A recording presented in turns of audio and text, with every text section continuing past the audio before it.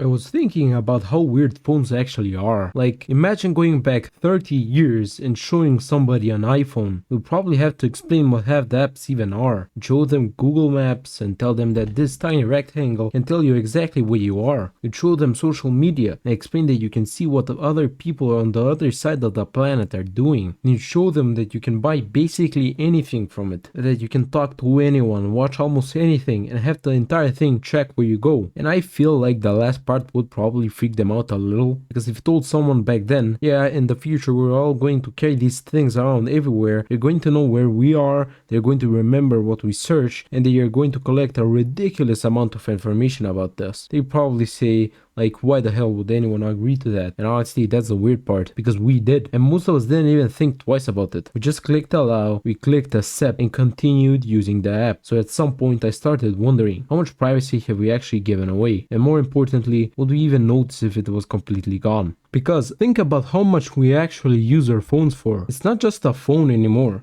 It's your camera, your GPS, your music player, your bank, your shopping cart, your social life. Sometimes it's basically your entire life in one rectangle, and every one of those things can create information about you. Where you go, what you search, what you watch, what you buy, what you click on, and obviously that doesn't mean some random employee is sitting in an office watching you walk around on a map all day. It's much less dramatic than that. It's just data, little pieces of information being collected by different services. But put enough of those pieces together and you can start getting a pretty good idea of who someone is. And the funniest part is, we technically agree to most of this. Every time you install an app, there's probably some giant wall of text explaining what it can collect, and nobody reads it. Nobody. You can hand me a 40-page document and tell me this contains everything this app is allowed to do. I'm clicking accept before I've even finished reading the first sentence. And I'm pretty sure most people are doing the exact same thing. Because what are you supposed to do? Read through 12 pages of legal language just to use an app for 5 minutes? So we just trusted that it's fine, click accept and move on. And honestly, I can't even blame people for doing it, because the trade is actually pretty good. You give Google your location, you get maps, you give Spotify information about what you listen to, you get music recommendations, you give Netflix your viewing habits, you get recommendations for shows, you give Instagram your attention, you get an endless supply of content. That's a pretty good deal. And that's exactly why privacy is so difficult to protect. It's not like somebody is forcing you to give it away. You're getting something in return. Convenience, entertainment, sometimes even something completely free, and when the alternative is making your life slightly more annoying, most people are obviously going to choose the convenience. I think people sometimes imagine privacy like this. There's some guy sitting in a dark room,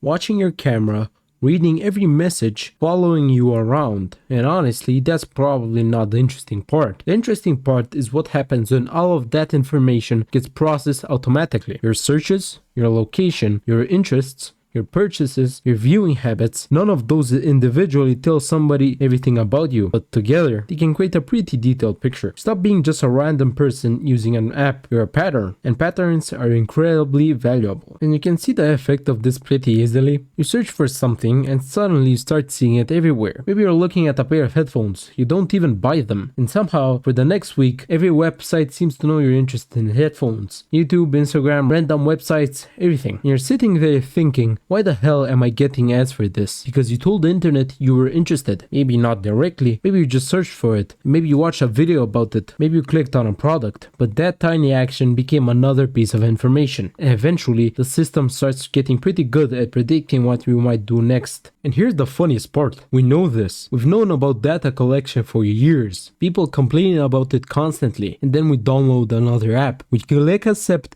we give it our email, our phone number, our location, our notifications, sometimes our contacts, because the app does something we want. And honestly, I'm not above it either. I use the same websites, I have social media, I use Google, I play games. I'm not about to throw my phone into a river and start communicating through carrier pigeons. The problem isn't that we use technology, it's that we've gotten so used to giving away information that we barely notice we're doing it anymore. And to be fair, privacy isn't completely dead. You can still do things to protect yourself, you can check whatever permissions your apps have, turn off things you don't actually need, use strong passwords, use two-factor authentication, delete the accounts you don't use anymore, and maybe don't give a flashlight app access photos to your contacts. I don't know why it needs them, it definitely doesn't need them. You don't have to disappear from the internet, you just have to be a little more aware of what you're giving away, because convenience is great, but convenience always comes with a price. And maybe that's the weirdest thing about privacy today. It's not that someone suddenly took it away from us, we slowly traded it for convenience, one app at a time, one account at a time, one little allow button at a time, and honestly I'm not sure most people even want to give up all of their conveniences that will be necessary to get it completely back, because we like our phones, we like our maps, we like our recommendations, we like having basically the entire internet in our pocket. So maybe privacy isn't completely dead, but we've definitely gotten a lot more comfortable with living without it, and that's probably the part that should worry us. Anyways, thank you for watching.